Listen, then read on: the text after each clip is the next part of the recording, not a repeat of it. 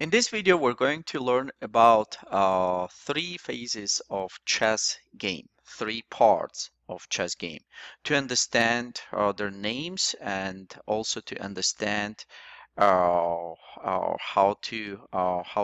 they appear and what part of game we're playing right now. As we can see, this is the beginning part of chess game, and anything you start with, it's called opening part of chess game. Just opening, you can call it that way, opening or beginning part of chess game. Usually first 10-15 moves, usually 10, around 10, we call opening part of game, where you simply develop your pieces, get them out.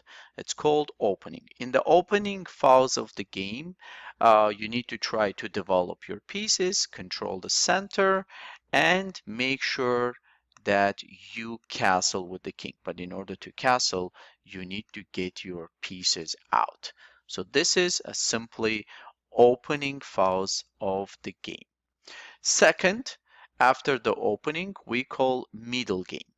Middle game starts right after the opening part, when you developed your pieces. Maybe not all of them. As you can see, this bishop is not developed yet, right? But most of them we developed. We played castle, right? We played around 7, 8, 9, 10 moves. So now we play middle game. Middle game starts once the opening phase has ended. In the middle game, players start to think and implement several plans, tactics, ideas, how to build up an attack to opponent's king, right?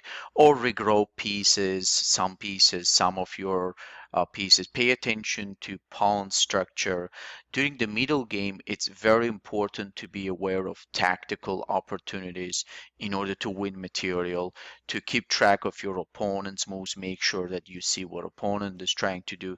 So a lot of tricky things are happening in the middle game. And I can tell you, this is the part of chess game where we make most of the mistakes.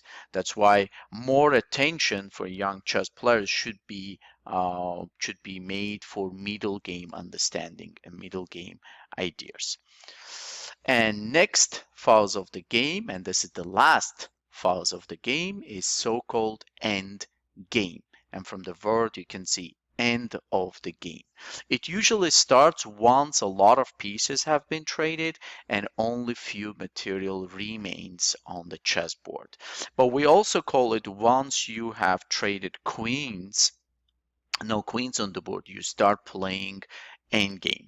Even though we have so-called queen endgame positions, it's like an endgame, but you have queens. That's why we call it queen endgame positions, where besides queens, you may have few pawns or just few minor pieces left. We can also call it queen endgame. But in general, once you've traded many pieces, once you've traded queens, we call it endgame.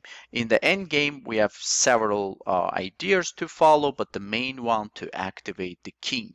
As there is no threat to your king, there is no attack, you do not need to hide your king, you can bring it to the game.